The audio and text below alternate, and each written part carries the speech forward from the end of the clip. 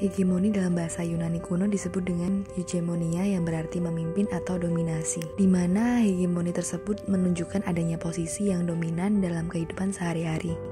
Hegemoni dikembangkan oleh seorang filsuf Marsif Italia yang bernama Antonio Gramsci.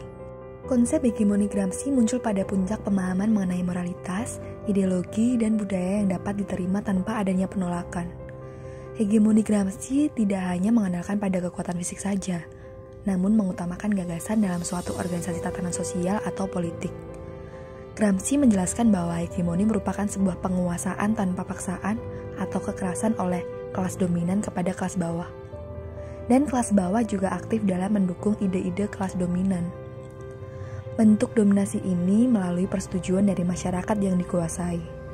Bentuk tersebut antara lain menggunakan penguasaan berbasis pikiran, kebiasaan, moral, prinsip-prinsip religius dan politik.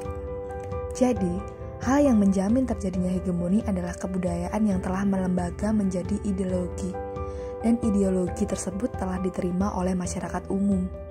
Sehingga, dalam hal seperti ini, hegemoni dapat dikatakan sebagai konsep sekaligus strategi menguasai yang didasarkan pada kepemimpinan intelektual dan kesadaran moral. Hegemoni Gramsci memuat ide tentang usaha untuk mengadakan perubahan sosial secara radikal dan revolusioner. Gagasan hegemoni Gramsci telah mengandung isu-isu pokok dalam studi kultural, seperti tentang pluralisme, multikultural, dan budaya marginal. Jadi, hegemoni Gramsci menolak konsep-konsep yang mengedepankan kebenaran mutlak, baik yang terkandung dalam Marxisme maupun non-Marxisme. Seiring perkembangan teknologi, dominan budaya, politik, dan ekonomi bisa menguasai dari satuan yang besar atau negara hingga satuan yang kecil atau individu. Jadi hegemoni tidak hanya semata-mata dalam bentuk penindasan atau penguasaan secara fisik, tetapi bisa penguasaan secara wacana. Hegemoni wacana inilah yang berbahaya, karena manusia tidak sadar bahwa ia telah dihegemoni. Gramsci dalam Faruk 2010 memberikan perhatian yang besar terhadap budaya. Hal tersebut dikarenakan budaya merupakan salah satu kekuatan yang memiliki dampak praktis bagi suatu masyarakat. Persoalan budaya bagi Gramsci menjadi menarik karena orang dapat mengedukasikan pentingnya aspek kultural dalam aktivitas kolektif yang praktis. Semua aktivitas kultural akan bermuara pada satu sasaran yang tunggal, yaitu penciptaan satu iklim kultural melalui suatu proses yang rumit.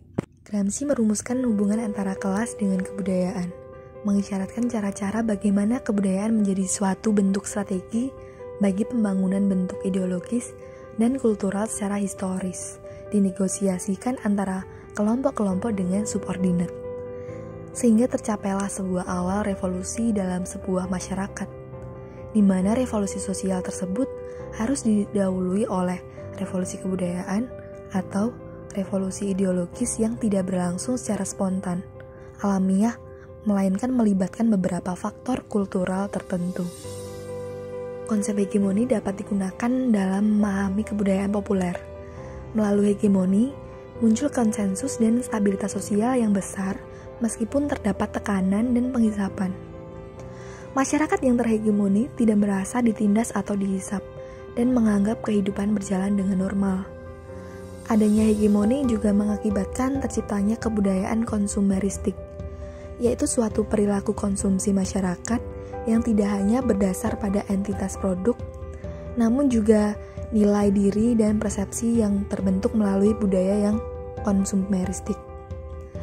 Oleh karena itu, semakin merebaknya budaya populer dalam masyarakat yang dibentuk oleh media massa, menyebabkan budaya tersebut penuh dengan kepentingan kapitalis yang mengarahkan atau menggiring masyarakat untuk berperilaku konsumtif dan hedonis guna memenuhi kebutuhan palsu yang tercipta dari simbol-simbol dan rayuan iklan.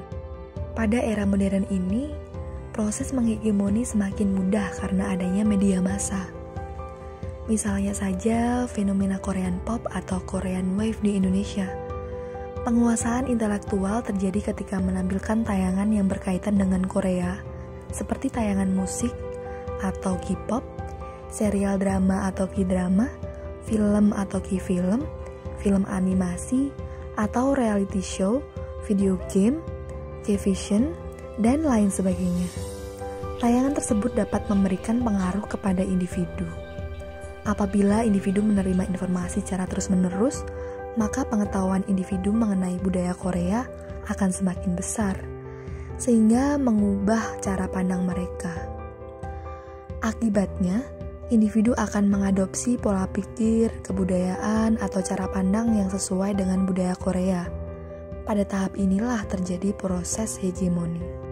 Selain itu, hegemoni budaya Barat juga telah akrab dengan masyarakat Indonesia, dan dengan sadar telah diimplementasikan dalam kehidupan sehari-hari, seperti cara berpakaian, cara berpikir, selera musik, dan lainnya.